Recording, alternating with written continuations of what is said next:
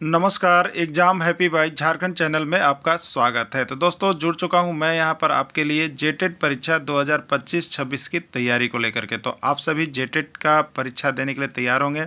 जेटेट परीक्षा बहुत जल्द होने वाली है, तो आप सभी यहां पे क्लासेज के लिए अवश्य जुड़ेंगे। आपको बताते चले, जेटेट में तैयारी को लेकर के बहुत तरह से आपके मन में कौतूहल बना हुआ होगा कि किससे तैयारी करें, कहाँ से तैयारी करें। तो आपको बताते चले, जेटेट परीक्षा में यदि आपको परचम लहराना है तो आप झारखंड राज्य के अनुमोदित पाठ्यक्रम JCERT किताब को पढ़ना कभी भी नहीं भूलेंगे। बाहर का प्रैक्टिस सेट लेकर के यदि आप पढ़ रहे हैं तो वो आपके साथ धोखा हो रहा है, ठीक है। तो आप JCERT जैक का किताब ले लीजिए, जो कि आपको झारखंड राज्य के सरकारी विद्यालयों में मिलते हैं। अगर आपको नहीं मिल पाता है तो हम देखिए यहाँ पे झारखंड राज्य के सरकारी विद्यालय से आपको हूबहू हैंड रिटेन नोट्स डेली बना करके, जो आपका न्यू सिलेबस आया है उसके आधार पर यहाँ पर सभी सब्जेक्ट का, चाहे आप 1 से 5 के शिक्षक हो, चाहे 6 से 8 का शिक्षक हो, सभी की तैयारी करवाते हैं। आप घर बैठे यहाँ पर क्षेत्रीय भाषा छोड़ करके सभी सब्जेक्ट का केवल 500 रुपये में तैयारी कर सकते, जिसके लिए देखिए यहाँ पर आपको मोबाइल नंबर दिया गया है 9631054226 पर आप संपर्क करके यहाँ से सभी कोर्सेज परचेज भी कर सकते हैं, तैयारी भी कर सकते हैं। बहुत सारे कोर्सेज बन गए हैं, तो आप अवश्य संपर्क कर लेंगे, घर बैठे ही तैयारी यहाँ से हो जाएगी। चलिए देखते हैं आगे। आदिवासी लोग बाहरी लोगों को क्या कहते थे? आदिवासियों के समाज में जो बाहरी लोग आकर के रहते थे उसको आदिवासी लोग क्या कहते थे? दिकू, झूम, घुमंतु या कोई नहीं, ठीक है। तो आदिवासी लोग बाहरी लोगों को दिकू क्या करते थे? क्या कहते थे? दिकू कहा करते थे। किसको? आदिवासी लोग, ठीक है। तो बाहरी लोगों को आदिवासी लोग क्या कहते थे? दिकू कहते थे। राइट आंसर ये हो जाएगा, ठीक है। बाहरी लोग कहने का मतलब यहाँ पर बाहरी लोग को आदिवासी लोग दिकू कहते थे और आदिवासियों के द्वारा अंग्रेजों को दिकू कहा जाता था, ठीक है। आदिवासी लोग अपने को जंगल का क्या समझते थे? आदिवासी लोग अपने को जंगल का क्या समझते थे? नेता, मित्र, संतान या कोई नहीं, ठीक है। तो आदिवासी लोग अपने को जंगल का क्या मानते थे? संतान मानते थे, ठीक है। इसीलिए वो क्या करते थे? आदिवासी लोग अपने जंगल को उजड़ने नहीं देना चाहते थे और उनको बचाते थे, और अंग्रेज लोग क्या करते थे? उसको उजाड़ना चाहते थे। इसी बीच कई प्रकार के आंदोलन जो है यहाँ जनजातियों के द्वारा किया गया, जो कि भिन्न भिन्न नाम से जाना जाता है। और सभी जनजातीय आंदोलन को एक कवर हम लोग यहाँ पर अगले वीडियो में करेंगे और यहाँ पर भी कुछ में हम लोग देखेंगे, ठीक है। यही इसका मुख्य प्रश्न बनता है ना। चलिए, आदिवासी लोग अपने को जंगल का संतान मानते थे, ठीक है। देखिए अब क्या होता था कि यहाँ पे संतान मानते थे जंगल को वे लोग, और अंग्रेज लोग क्या करते थे? जंगल को कबाड़ना चाहते थे। इस बीच क्या हुआ? तो देखिए यहाँ पर प्रश्न आ रहा है कि सरकार ने वन विभाग बनाया, ठीक है। अब क्या हुआ? तो आदिवासियों के जो वन थे उसको उजाड़ा जा रहा था, उसके लिए क्या किया गया? तो सरकार ने आदिवासियों के लिए क्या किया? एक वन विभाग बनाया 1864 ईस्वी में, और वन अधिनियम एक पारित कर दिया। तो ये वन अधिनियम कब पारित किया गया? 1863, 1864, 1865 या 1866, ठीक है। तो ये वन अधिनियम जो पारित किया गया 1865 ईस्वी में पारित किया गया। क्लियर? 1865 ईस्वी में पारित किया गया। चलिए अब देखिए, इसके बाद अब विद्रोह शुरू होता है, ठीक है। विद्रोह यहाँ कोल विद्रोह से शुरू है ना, तो इसको आप लोग देख लीजिएगा। यहाँ से एक प्रश्न आपका रहेगा, तो विभिन्न प्रकार के विद्रोह भी आपको पढ़ने को इसमें मिलेगा, ठीक है। झारखंड का प्रथम सुसंगठित तथा व्यापक जनजातीय आंदोलन कौन था? बताना। झारखंड का सबसे पहला सुसंगठित मतलब एक तरीका से जो प्रहार किया गया अंग्रेजों पर, वो जनजातीय आंदोलन कौन था? कोल विद्रोह, मुंडा विद्रोह, चेरो विद्रोह या सभी, ठीक है। तो झारखंड का प्रथम सुसंगठित तथा व्यापक जनजातीय आंदोलन जो था वो कोल विद्रोह था। याद रखिएगा, कोल विद्रोह था, ठीक है। चलिए, कोल विद्रोह के बारे में हमने यहाँ पे छोटा सा नोट्स आपको दे दिया है, इसको देख लीजिएगा। यहाँ पे कोल विद्रोह में क्या था? मुंडा, हो, उरांव, भूइयाँ आदि जनजाति शामिल हुए थे। पूछ देता है कि कोल विद्रोह में कौन सा जनजाति शामिल हुए थे? मुंडा, हो, उरांव और भूइयाँ शामिल हुए थे। याद रख लीजिएगा, प्रश्न आता है, ठीक है। कोल विद्रोह का केंद्र कहाँ था? कोल विद्रोह का जो मुख्य केंद्र था वो कहाँ था? रांची, सिवभूम और पलामू, ठीक है।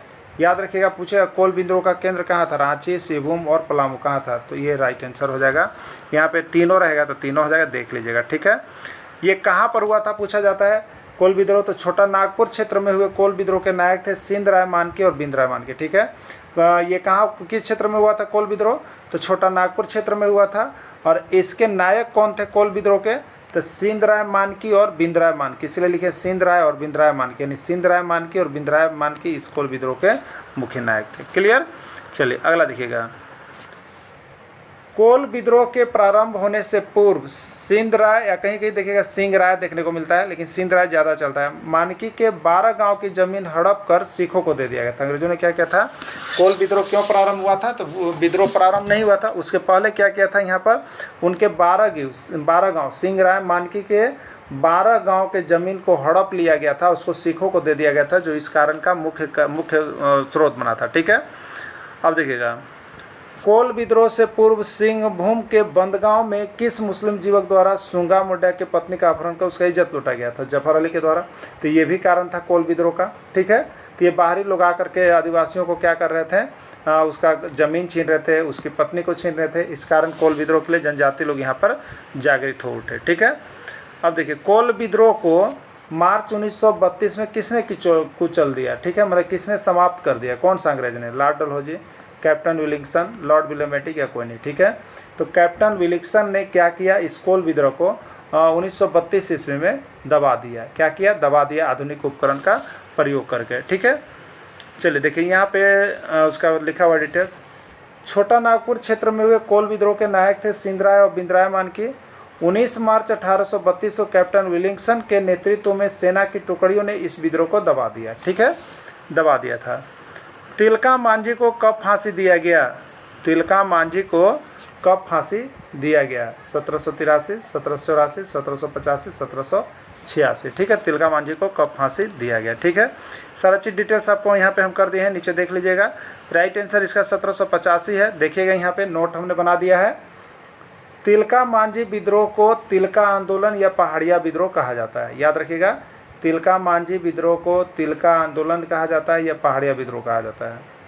यह विद्रोह 1780 से 1785 के बीच संथाल बिहार या झारखंड के ये उस क्षेत्र में चला था, उस क्षेत्र में चला था। ठीक है,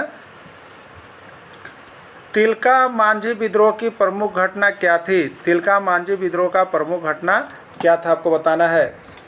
13 जनवरी 1784 को अंग्रेज अधिकारी क्यूलैंड की हत्या करना, 1782 ईस्वी को तीर से मार गिराना, 1782 ईस्वी को अंग्रेजों को मारना, यह सभी। ठीक है, तो यहाँ पर क्या होता है, तिलका मांझी विद्रोह की प्रमुख घटना जो थी यहाँ पे 13 जनवरी 1784 ईस्वी को अंग्रेज अधिकारी क्यूलैंड की हत्या कर दिया गया था। ठीक है, देखिए क्यूलैंड कौन थे उसको आप लोग देख लीजिएगा यहाँ पे। तो 13 जनवरी 1784 ईस्वी को अंग्रेज अधिकारी भागलपुर के डिप्टी कलेक्टर डीसी थे। ठीक है, उनका नाम था अगस्ट क्यूलैंड, को तिलका मांझी ने अपने तीरों से क्या किया, अपने तीरों से मार गिराया था।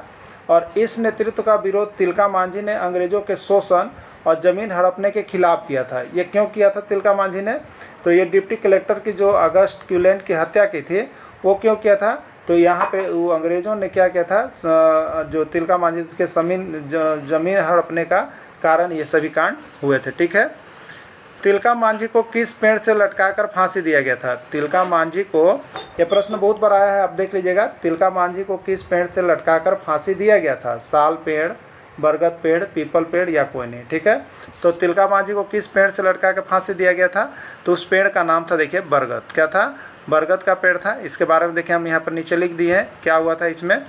1785 ईस्वी में तिलका मांझी को भागलपुर में, ये बरगद का पेड़ कहाँ है, भागलपुर में दिया गया था। ठीक है, भागलपुर में एक बरगद के पेड़ पर फांसी दिया गया था, और वह स्थान आज भागलपुर में तिलका मांझी चौक के नाम से जाना जाता है। ठीक है, वह स्थान अब क्या है, तिलका मांझी चौक के नाम से जाना जाता है। वह स्थान कहाँ है, भागलपुर में है। भागलपुर में कहाँ, बरगद का पेड़ से दिया गया था। ठीक है, चलिए अगला है, किसके नेतृत्व में संघर्ष का विरोध गांव-गांव में सखुआ का पत्ता घुमाकर किया जाता था। जैसे अगर कोई विरोध कर रहा है तो विरोध करने वालों को क्या करते थे, जब विरोध करना होता था तो वे क्या करते थे, गांव-गांव में सखुआ पत्ता घुमा के विरोध करते थे। तो किसके नेतृत्व में सखुआ का प्रयोग किया गया था यहाँ पर के लिए। ठीक है, तिलका मांझी, सिंधराय मानकी, बिंद्राय मानकी, या कोई नहीं। ठीक है, तो किसके नेतृत्व में संघर्ष का विरोध गांव-गांव में सखुआ घुमाकर किया जाता था, तो ये किया गया था आपका, देखिए, तिलका मांझी। तिलका मांझी ने ही यहाँ पर शुरू किया था कि यहाँ पे जब भी अंग्रेज का हम लोग विरोध करेंगे तो सखुआ का पत्ता घुमा के करेंगे, कि उनकी ज़मीन जो होती थी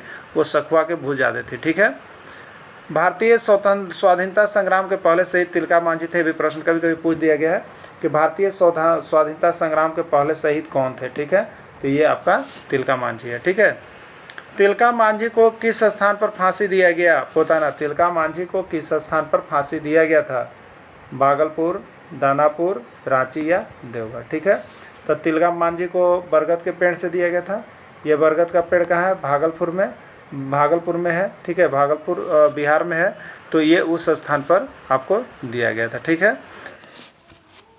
संथाल विद्रोह, जिसे संथाल हुल भी कहा जाता है, यह विद्रोह 1855-56 ईस्वी में अंग्रेजी व औपनिवेशिक सत्ता और ब्रिटिश जमींदार के खिलाफ हुआ था। याद हो गया आपको? संथाल विद्रोह को क्या कहते हैं? हुल विद्रोह भी कहते हैं, संथाल हुल भी कहते हैं, संथाल विप्लव दिवस भी कहते हैं। ठीक है, यह अंग्रेजी सत्ता के खिलाफ, औपनिवेशिक सत्ता यानी उपनिवेशवाद और ब्रिटिश जमींदार के खिलाफ में था। क्यों था? अभी आप लोगों ने देखा था कि यहाँ पर जो दामिन या को एरिया था, दामिन एक को एरिया, जिसमें आपने देखा गोड्डा, देवघर, चौसा जो भी थे, तो दामिन एक को एरिया में क्या हुए थे? तो यहाँ पर साहूकार और महाजन लोग आके फंस गए थे और ये दामिन एक को एरिया जो था वो संथालों का था। और वे क्या करते थे? संथालों को जब जरूरी पड़ता था तो उन्हें थोड़े बोड़े रुपये पैसे देते थे और उसका सूद इतना कर देते थे कि फिर ये इसका गुलाम हो जाते थे। ठीक है, और इनका संपत्ति का ये मालिक बन जाते थे। इससे संथालों में असंतोष था, जिसके कारण ये विद्रोह हुआ था। ठीक है, इसके प्रमुख नेता को हम लोग देख लेंगे कि संथाल विद्रोह के प्रमुख नेता में कौन कौन का नाम आता है। तो देखिए, इस विद्रोह के मुख्य नेता में चुन्नू माझी के 4 पुत्र थे, सिंधु, कान्हू, चांद और भैरव। ये सिंधु, कान्हू, चार और भैरव चुन्नू माझी के पुत्र थे। बहुत कम जगह मिलेगा, याद रखिएगा। सिंधु, कान्हू, चांद और भैरव किनके पुत्र थे? चुन्नू माझी के पुत्र थे।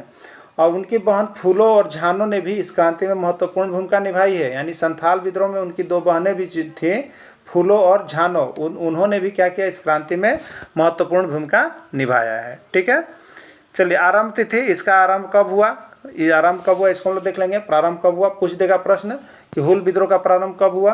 तो इस विद्रोह की जो औपचारिक घोषणा है वो 30 जून 1855 माना जाता है। ठीक है, 30 जून 1855 माना जाता है। और कहाँ से हुआ था? भगनाडी गांव, संथाल परगना के भगनाडी गांव में हुआ था। याद रखिएगा ना, 30 जून 1855। इसी कारण 30 जून को क्या मनाया जाता है? हुल दिवस मनाया जाता है। ठीक है, संथाल विप्लव दिवस मनाया जाता है, संथाल हुल दिवस मनाया जाता है। और ये संथाल परगना के भगनाडी गाँव में हुआ था और 30 जून 1855 को हुआ था। याद रखिएगा। ठीक है, इसका प्रमुख कारण में जो नाम आता है देख लीजिएगा। यहाँ पे आर्थिक शोषण आता है कि आर्थिक शोषण संथालों का, ब्रिटिश सरकार की अस्थायी बंदोबस्ती नीति और अत्यधिक कर जो था ये संथालों का आर्थिक शोषण किया जाना था। दिक्कुओं का अत्याचार, दिक्कू जो बाहर से आकर के लोग बसते हैं उनको, उसमें अंग्रेज या बाहर के जमींदार, साहूकार, ये सभी दिक्कू कहलाते हैं। आप लोगों को इसके पहले वाले पार्टों में पता चला होगा। जमींदार, साहूकार, महाजन और व्यापारी, जिन्हें संथाल लोग क्या करते थे? दिक्कू कहते थे। मतलब जो संथाल के रहने वाले नहीं है, उसमें संथाल में जो भी बाहर से आ गए उसको लोग, बाहरी लोगों को क्या कहते हैं? दिक्कू कहते हैं। ठीक है, दिक्कू में कौन कौन था? जमींदार थे, साहूकार थे, व्यापारी थे, अंग्रेज भी थे जो बाहर से आए थे। तो ये सब दिक्कू कहलाते थे। ठीक है, और ये क्या करते थे? संथालों के को शोषण करते थे। ठीक है, चलिए नेक्स्ट है भूमि अधिकार भी इसका युद्ध का कारण था। संथालों की पारंपरिक भूमि को छीनना और दामिन एक खोज क्षेत्र में उनका विस्थापन किया जाना था। मतलब दामिन एक खोज क्षेत्र में ये अंग्रेज, साहूकार और महाजन व्यापारी आ गए थे, उनको बसा दिया गया था और उनकी ज़मीन को क्या किया गया था? छीना जा रहा था। और वे साहूकार लोग इनका आर्थिक शोषण भी कर रहे थे, जिसके कारण इसकी आग भड़की थी। ठीक है, तब संथाल विद्रोह हुआ था। विद्रोह की आग देखिएगा कैसे हुआ था। संथालों ने तीर धनुष जैसे पारंपरिक हथियार का उपयोग किया। पारंपरिक हथियार मतलब जो सदियों से परंपरा से उपयोग कर रहा आदमी उसका। और ब्रिटिश प्रतीकों, पुलिस स्टेशन, डाकघरों और रेलवे लाइन पर हमला किया।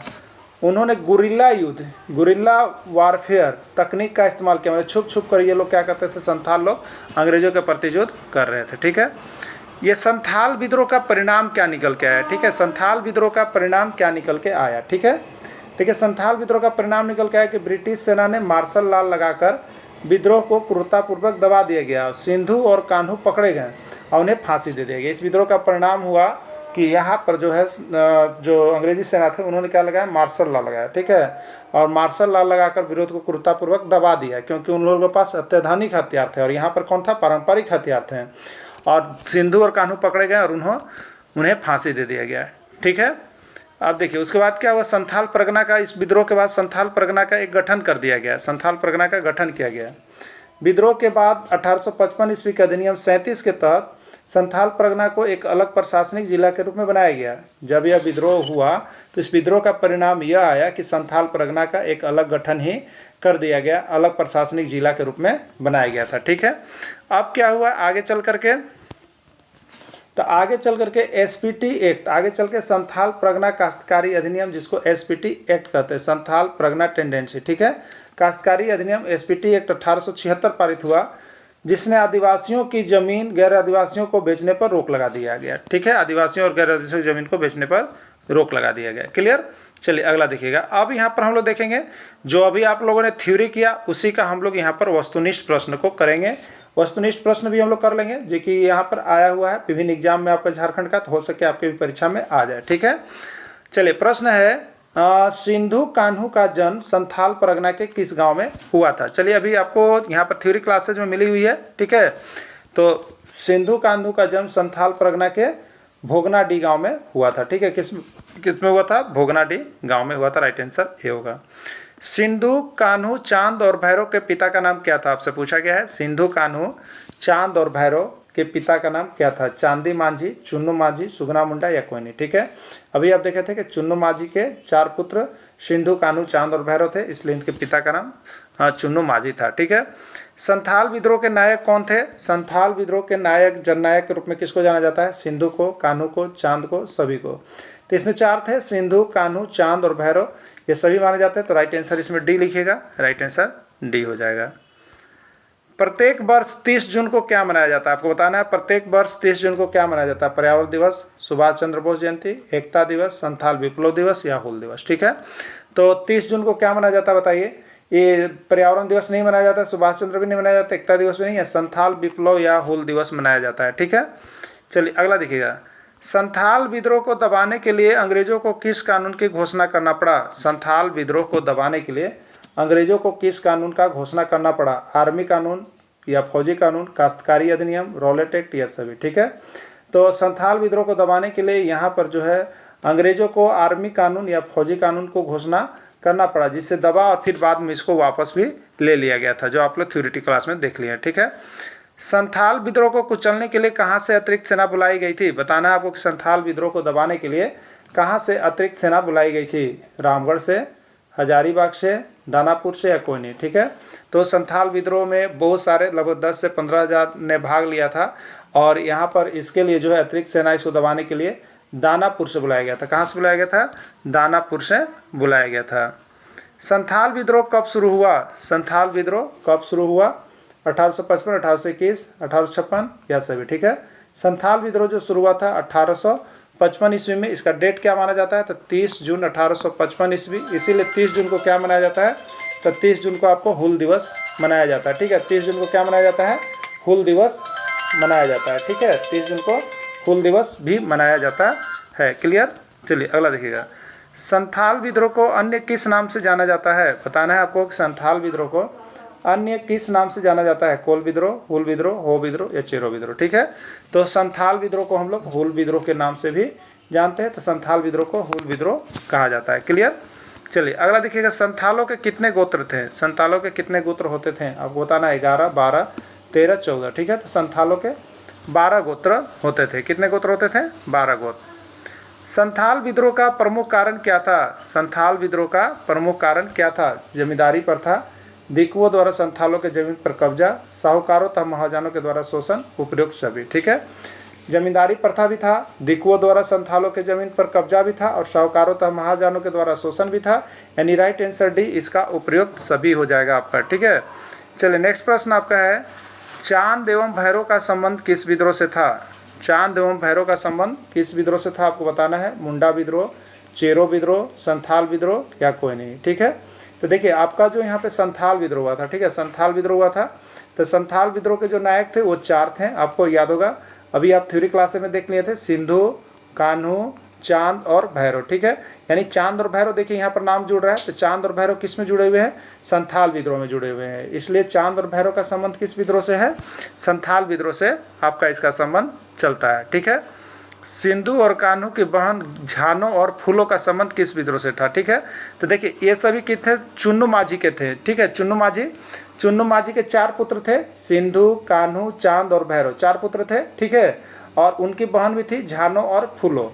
ये झानो और फूलो जो है वो किस विद्रोह से संबंध रखती थी बताना है आपको? कोल विद्रोह से, भूमिज विद्रोह से, संथाल विद्रोह से, जनजातीय विद्रोह से। ठीक है, तो ये झानो और फूलो भी जो थी वो आपको किससे संबंध रखती है? संथाल विद्रोह से जुड़ी हुई थी। ठीक है, संथाल विद्रोह से जुड़ी हुई थी। यानी बिरसा मुंडा आंदोलन का नाम भी है, उसका नायक भी है बिरसा मुंडा। ठीक है, बिरसा मुंडा को भगवान के अवतार के रूप में मान्यता मिली है, या इसको धरती का पुत्र भी हम लोग कहते हैं। ठीक है, तो बिरसा मुंडा को भगवान के अवतार के रूप में मान्यता मिली है। पूछ सकता है कि किसको इसमें भगवान के अवतार के रूप में माना गया है, तो बिरसा मुंडा को भगवान के अवतार के रूप में माना गया है। ठीक है, चलिए, भगवान बिरसा का जन्म 15 नवंबर 1875 ईस्वी को वर्तमान खूंटी जिला के उलिहातू नामक गांव में हुआ था। याद रखिएगा, पूछ देगा कि भगवान बिरसा का जन्म कब हुआ था, तब 15 नवंबर 1875 ईस्वी। ठीक है, इसीलिए हम लोग को झारखंड राज्य में 15 नवंबर को स्थापना दिवस भी मनाया जाता है। ठीक है, और ये कहाँ हुआ है, तो खूंटी जिला में हुआ। खूंटी जिला के किस गांव में हुआ, तो उलिहातू गांव में हुआ है। तीनों प्रश्न यहाँ से पूछ सकते हैं ऑब्जेक्टिव, और ये सारा ऑब्जेक्टिव भी आपको इसके बाद मिलेगा। ठीक है, तो भगवान बिरसा मुंडा का जन्म कब हुआ, 15 नवंबर 1875 ईस्वी को हुआ। कहाँ पर हुआ, खूंटी जिला में हुआ। खूंटी जिला किस गांव में हुआ, उलिहाती नामक गांव में हुआ था। क्लियर हो गया। चलिए अगला, भगवान बिरसा के पिता का नाम सुगना मुंडा था और माता का नाम करमी मुंडा था। ठीक है, बिरसा मुंडा के पिता का नाम सुगना मुंडा था और माता का नाम करमी मुंडा था। ये भी एक आध बार एग्जाम में झारखंड के परीक्षा में आया हुआ है। ठीक है, बिरसा का प्रारंभिक आंदोलन, ये तो 25 साल की उम्र में ही इनकी क्या हो गई थी, मृत्यु हो गई थी। ठीक है, तो ये बहुत छोटे समय से ही आंदोलन में इन्होंने भाग लेने लगा था। तो बिरसा का जो पूछता है प्रारंभिक आंदोलन कौन था, तो आदिवासी समाज को सुधारने का आंदोलन था। पूछ सकता है प्रश्न कि बिरसा का प्रारंभिक आंदोलन का नाम क्या था, तो आदिवासी समाज को सुधारने का आंदोलन था। ठीक है, चलिए, बिरसा मुंडा के आंदोलन का उद्देश्य क्या था, इसको भी हम लोग देखे थे। आखिर बिरसा मुंडा आंदोलन करना क्यों चाह रहे थे, इसका उद्देश्य क्या था। प्रश्न इसी तरह से देखिए पूछ देता है कि बिरसा मुंडा के आंदोलन का उद्देश्य था, 4 ऑप्शन दे देगा। इसलिए थ्योरी में पहले देख लेते हैं, फिर ऑब्जेक्टिव नीचे चलेंगे, वहाँ पर भी सारी चीज़ों को हम लोग देखेंगे एक नज़र। बिरसा मुंडा के आंदोलन का उद्देश्य क्या था, उनका उद्देश्य था अंग्रेजी सरकार का पूर्ण रूप से दमन करना, अंग्रेजी सरकार को यहाँ से हटाना, छोटा नागपुर सहित सभी अन्य क्षेत्रों से दिक्कुओं को भगा देना। दिक्कुओं मतलब कौन थे, बाहरी लोग थे, महाजन थे, साहूकार थे, उसको हम लोग दिक्कू कहते थे। इसके पार्ट 1 पार्ट 2 में भी आपने देखा है दिक्कू लोगों को, तो इनको भगाना था। ठीक है, स्वतंत्र मुंडा राज का स्थापना किया जाना इनका उद्देश्य था, और इनका मुख्य उद्देश्य क्या था कि यहाँ पर स्वतंत्र रूप से मुंडा राज चले, अंग्रेजों का राज न चले। ठीक है, इनका आंदोलन का मुख्य उद्देश्य था। देखिए, बिरसा मुंडा ने लगभग 6000 मुंडाओं को एकत्रित करके साहूकारों, जमींदारों, मिशनरियों तथा दिक्कुओं पर हमला कर दिया था। ठीक है, यहाँ पर क्या था, बिरसा मुंडा ने लगभग 6000 मुंडाओं को अपनी बातों से यहाँ पर प्रभावित करके उन्होंने साहूकारों और जमींदारों, मिशनरियों, दिक्कुओं के प्रति हमला किया और चारों ओर त्राही मच गई।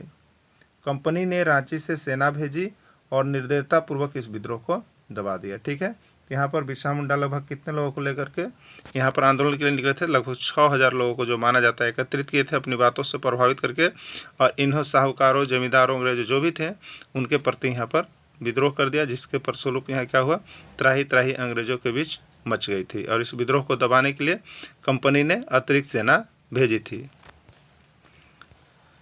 बिरसा मुंडा को गिरफ्तार कर लिया गया है। ठीक है, बिरसा मुंडा को गिरफ्तार कर रांची का जेल भेज दिया गया।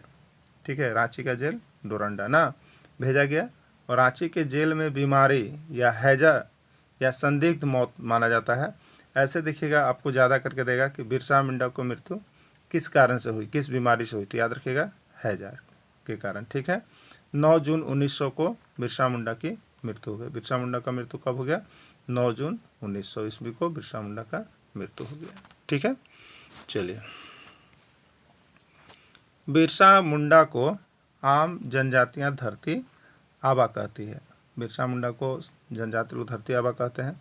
वे क्या करते थे, तो जहाँ पर बिरसा मुंडा से लोग इतने प्रभावित हो गए थे कि अगर बिरसा मुंडा बैठते थे तो उनको कोई जुहार नहीं कहता था। वो जो बैठते थे तो वो जब उठते थे तो उस स्थान को लोग पूजा भी करते थे। ठीक है, वहाँ पर गोड़ भी लागते थे। बिरसा मुंडा आंदोलन का अन्य नाम उलगुलान भी है। ठीक है, कहीं कहीं देखिएगा बिरसा मुंडा आंदोलन रहेगा या उलगुलान आंदोलन रहेगा, या उलगुलान आंदोलन रहेगा। तो बिरसा मुंडा आंदोलन या उलगुलान आंदोलन, ठीक है, उसी का नाम है ना, याद रखिएगा। उलगुलान भी एक शब्द जुड़ा हुआ है, तो बिरसा मुंडा आंदोलन का अन्य नाम उलगुलान भी है, याद रखना है, ठीक है। अब चलिए, उलगुलान का शाब्दिक अर्थ क्या होता है? तो उलगुलान का शाब्दिक अर्थ होता है महान विद्रोह या महान हलचल फैलाना, ठीक है, इसमें महान शब्द लगा हुआ रहता है। तो उलगुलान का अर्थ विद्रोह भी है, उलगुलान का अर्थ महान विद्रोह भी है, उलगुलान का अर्थ महान हलचल भी है। तो ये याद रखिएगा कि परिवर्तन का शब्द है उलगुलान, ठीक है। चलिए नेक्स्ट, बिरसा मुंडा आंदोलन का परिणाम क्या हुआ, इसको हम लोग देख लेंगे कि जब बिरसा मुंडा का आंदोलन हुआ तो उसका परिणाम क्या उभर के आया। पहला, अंग्रेज सरकार को जनजातियों के प्रति संवेदनशील रहने को विवश किया गया। यहाँ पर अंग्रेज सरकार को समझ में आ गई कि जनजातियों का ज़्यादा शोषण नहीं किया जाए, ठीक है, उनको क्या किया जाए, तो उनके प्रति संवेदनशील रहा जाए और उनकी चीज़ों को यहाँ पर लूटा न जाए। सेकेंड क्या हुआ, इसी विद्रोह के प्रभाव स्वरूप 1905 ईस्वी में खुट्टी को अनुमंडल बनाया गया एवं 11 नवंबर 1908 को छोटा नागपुर काश्तकारी एक्ट पारित किया गया, ठीक है। तो इसी विद्रोह के प्रभाव स्वरूप 1905 ईस्वी में खुट्टी को क्या बना दिया गया, अनुमंडल बना दिया गया, और 11 नवंबर 1908 ईस्वी को छोटा नागपुर काश्तकारी एक्ट पारित किया गया। याद रखिएगा कि छोटा नागपुर काश्तकारी एक्ट कब पारित किया गया, 11 नवंबर 1908 ईस्वी को पारित किया गया, ठीक है। चलिए अगला देखिएगा, कटोंग बाबा कटोंग, कटोंग बाबा कटोंग मुंडा विद्रोह के गीत थे, ठीक है। मुंडा विद्रोह के गीत क्या थे, तो कटोंग बाबा कटोंग, ठीक है। बिरसा मुंडा की गिरफ्तारी और मृत्यु, ये कटोंग बाबा कटोंग बहुत बार प्रश्न आया है, आप तो देख के जाइएगा, ठीक है, दिमाग में रखिएगा। कटोंग बाबा कटोंग इसका नारा था, ठीक है, इसका गीत था बिरसा मुंडा विद्रोह का। बिरसा मुंडा की गिरफ्तारी और मृत्यु किस प्रकार हुई, इसको हम लोग देख लेंगे।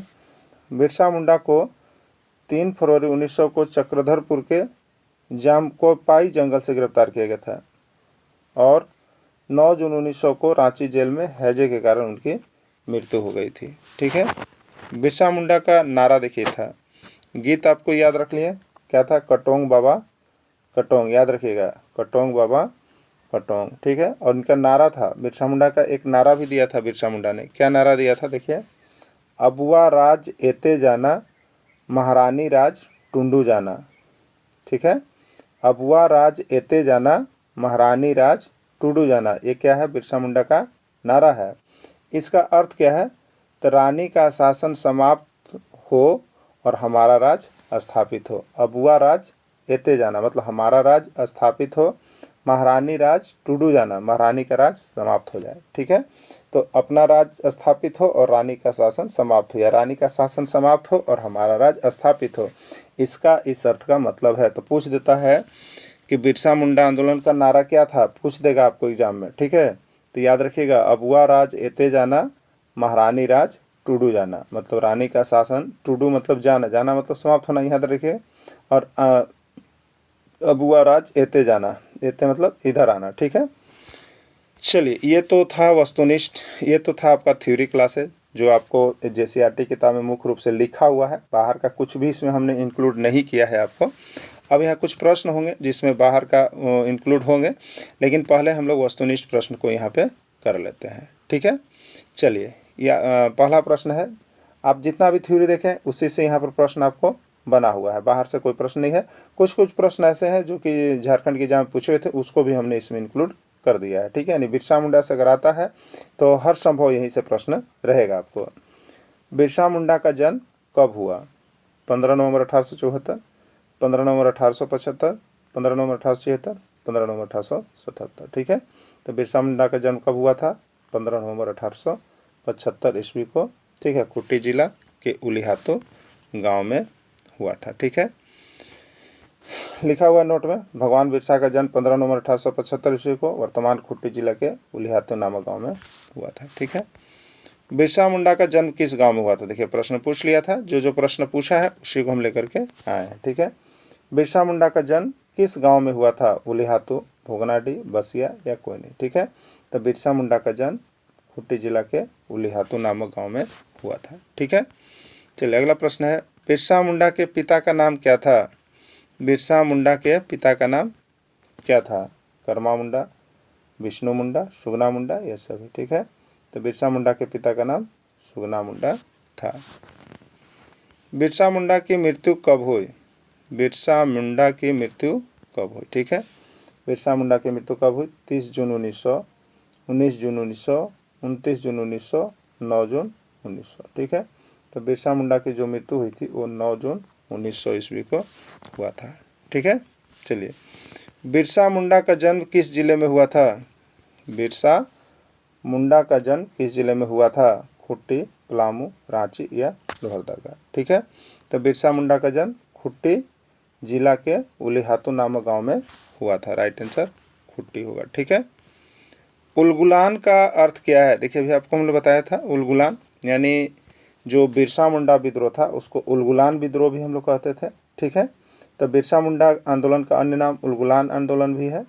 तो उलगुलान का अर्थ क्या है? विद्रोह, महान हलचल, ए और बी दोनों, कोई नहीं। तो उलगुलान मतलब विद्रोह भी होता है, महान विद्रोह भी होता है, महान हलचल भी होता है, यानी ए और बी दोनों आंसर होगा। राइट आंसर सी हो जाएगा इसका। ठीक है, इनमें से किस आंदोलन को मुंडा उलगुलान भी कहा जाता है? इनमें से किस आंदोलन को मुंडा उलगुलान भी कहा जाता है? याद रखिएगा, उलगुलान शब्द लग गया तो वो बिरसा मुंडा का है सब। ठीक है, बिरसा आंदोलन, खरवार आंदोलन, ताना भगत आंदोलन, कोई नहीं। ठीक है, तो मुंडा उलगुलान भी जो है बिरसा आंदोलन को ही कहा जाता है। ठीक है, चलिए अगला, बिरसा आंदोलन में महत्वपूर्ण भूमिका निभाने वाली महिला व गया मुंडा की पत्नी का नाम क्या था? ठीक है, बिरसा आंदोलन में एक महिला भी थी जो महत्वपूर्ण भूमिका निभा रही थी और वह महिला जो थी गया मुंडा की पत्नी थी। ठीक है, गया मुंडा की पत्नी का नाम क्या था? सोमरी मुंडा, मनकी मुंडा, बोधनी मुंडा या कोई नहीं। ठीक है, तो यहाँ पे जो गया मुंडा थी उनकी पत्नी का नाम था मनकी मुंडा। ठीक है, कौन था? मनकी मुंडा, और वो यहाँ बिरसा आंदोलन में महत्वपूर्ण भूमिका निभा रही थी। बिरसा आंदोलन का प्रमुख गीत था, अभी आपको बताए थे, बिरसा आंदोलन का एक गीत भी दिए थे बिरसा ने, चलो अपना घर, हे सिंह बोगा, कटोंग बाबा कटोंग हम सभी।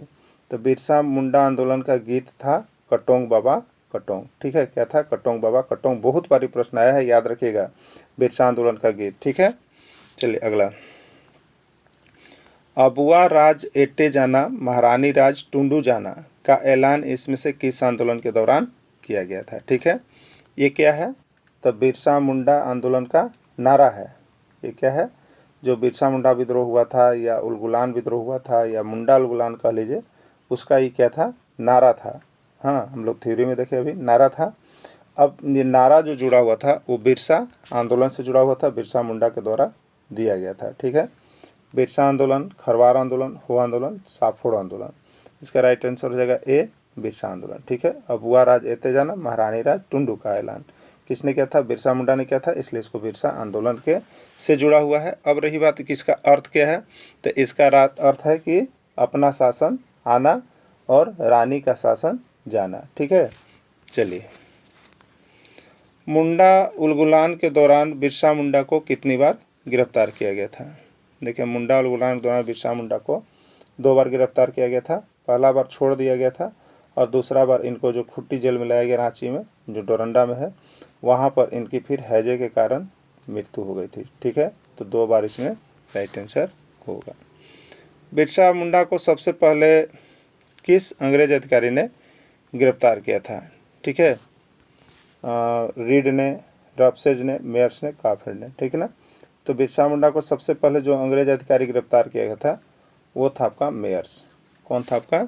मेयर्स था। ठीक है, बिरसा मुंडा को किस जेल में गिरफ्तार कर रखा गया था?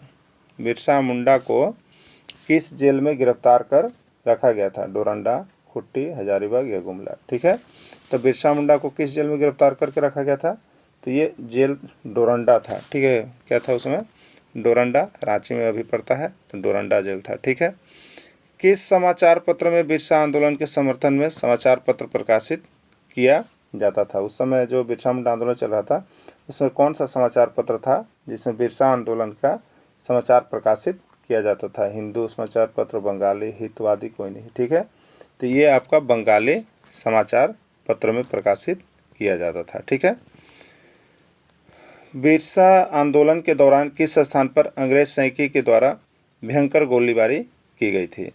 बिरसा आंदोलन हो रहा था, उसमें कौन सा स्थान ऐसा था जिस समय अंग्रेज सैनिकों के द्वारा भयंकर गोलीबारी की गई थी? ठीक है। राजमहल पहाड़ी पर, डोम्बारी पहाड़ी पर, शारदा जंगल में, कोई नहीं। ठीक है। तो डोम्बारी पहाड़ी पर अंग्रेजों के द्वारा भयंकर गोलीबारी की गई थी, जो कि खूंटी जिला में है। ठीक है। बिरसा मुंडा को पकड़वाने हेतु अंग्रेजों ने कितना इनाम घोषित किया था?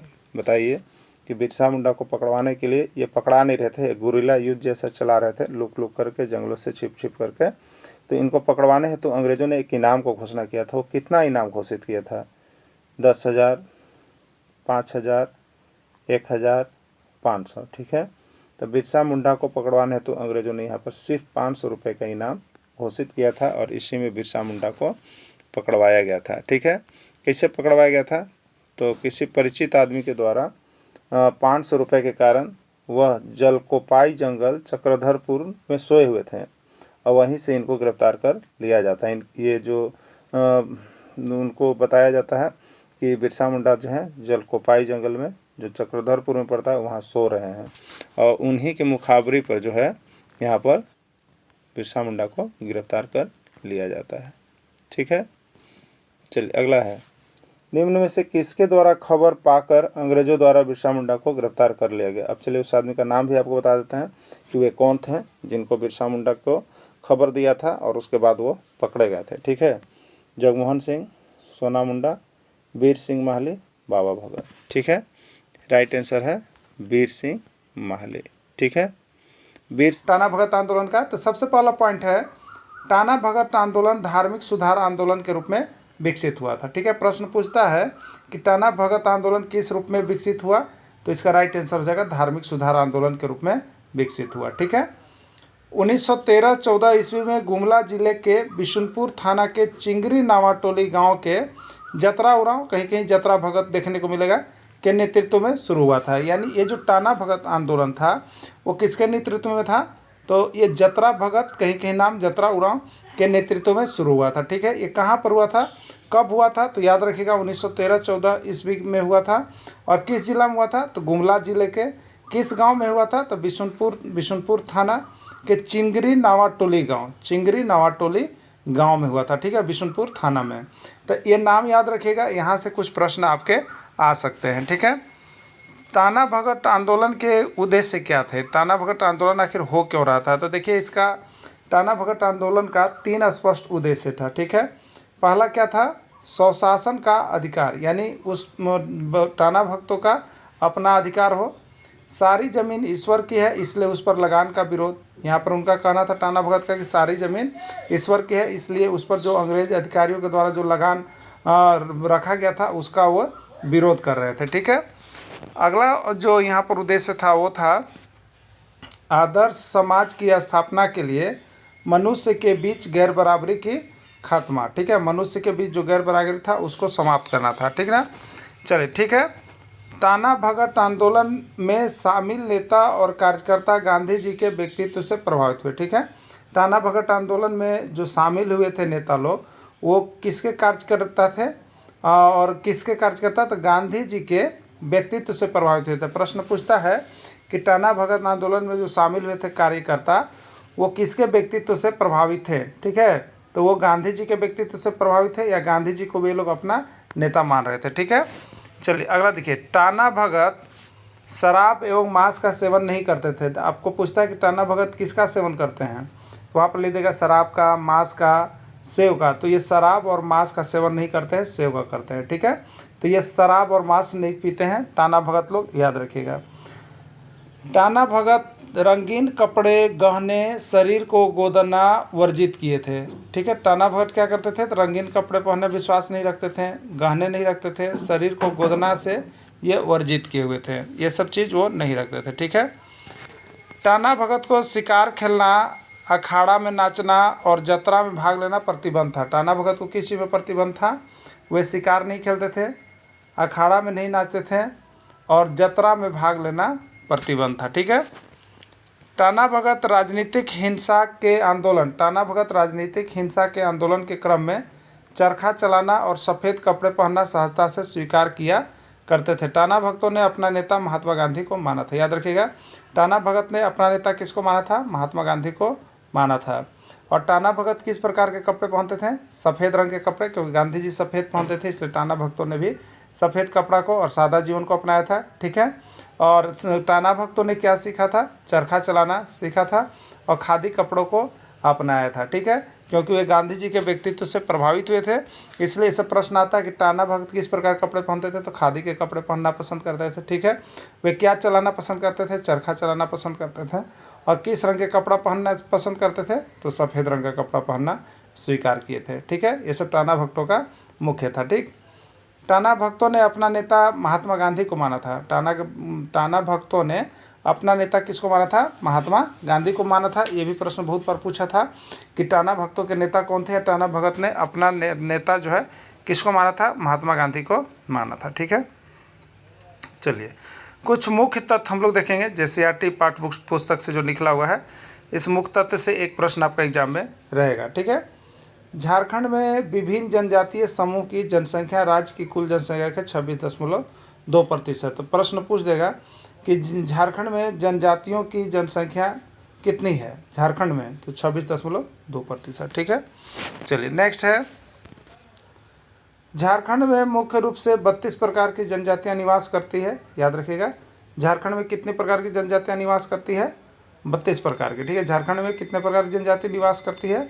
32 प्रकार की। ठीक है, संताली भाषा की लिपि ओल चिकी है। संताली भाषा की लिपि क्या है? ओल चिकी, या कहीं कहीं ओल चिपी मिलता है, ओल चिकी है। ठीक है, जनसंख्या की दृष्टि से जनजातियों का क्रम, झारखंड में जनसंख्या की दृष्टि से जनजातियों का क्रम क्या है? ट्रिक में सम हो। क्या है आपका? सम हो। ठीक है, सम हो। तो एस से है संथाल, यू से है उरांव, एम से है मुंडा और हो से है हो। ठीक है, ये प्रश्न बहुत बार आया हुआ है कि जनसंख्या की दृष्टि से जनजातियों का क्रम क्या है। ठीक है, यानी आपका इसका मतलब होगा कि झारखंड में सबसे अधिक जनजातियों की संख्या किसकी है? संथाल की है। उस पर दूसरे स्थान पर किस जनजाति की संख्या अधिक है? उरांव की है। तीसरे स्थान पर किस जनजाति की संख्या अधिक है? मुंडा की है। चौथे स्थान पर किस जनजाति की संख्या अधिक है? हो का है। ठीक है, याद रख लीजिएगा, 1 2 3 क्रम यहाँ पे आपको दिया हुआ है। ये जनसंख्या के आधार पर कौन सबसे अधिक है वो बताया गया था। ठीक है, पहली जनजाति संथाल, जनसंख्या के आधार पर सबसे बड़ी जनजाति। दूसरी जनजाति उरांव, जनसंख्या के आधार पर। तीसरी बड़ी जनजाति मुंडा, जनसंख्या के आधार पर। और चौथी बड़ी जनजाति हो, जनसंख्या के आधार पर। ठीक है, चलिए अगला देखिएगा, जनसंख्या की दृष्टि से संथाल जनजाति झारखंड की सबसे बड़ी जनजाति है। जनसंख्या की दृष्टि से संथाल जनजाति झारखंड की सबसे बड़ी जनजाति है। घुमखड़िया जनजातीय प्रशिक्षण केंद्र, घुमखड़िया क्या है बताइए? पूछता है कि घुमखड़िया क्या है, तो ये जनजातियों का प्रशिक्षण केंद्र था। ठीक है, आखड़ा उरांव की महत्वपूर्ण सामाजिक सांस्कृतिक केंद्र है। आखड़ा क्या है? तो आखड़ा ये उरांव लोगों का महत्वपूर्ण सामाजिक सांस्कृतिक केंद्र है, जहाँ पर सभी लोग मिल करके नाचते गाते हैं। ठीक है, उरांव जनजाति कुरुख भाषा बोलते हैं। उरांव जनजाति कौन सी भाषा बोलते हैं? कुरुख भाषा बोलते हैं। कुरुख का शाब्दिक अर्थ मनुष्य होता है, याद रखिएगा। संथाल विद्रोह का प्रमुख नेता सिंधु कांती थे।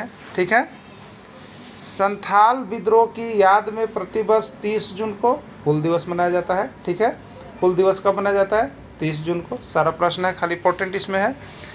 बिरसा मुंडा का जन्म खूंटी जिला के उलिहातू नामक गांव में हुआ था और हैजा के कारण 9 जून 1900 को जेल में बिरसा मुंडा की मृत्यु हो गई थी। ठीक है, चलिए अब हम लोग देखेंगे यहाँ पे वस्तुनिष्ठ प्रश्न। इसी का वस्तुनिष्ठ प्रश्न हम लोग करेंगे।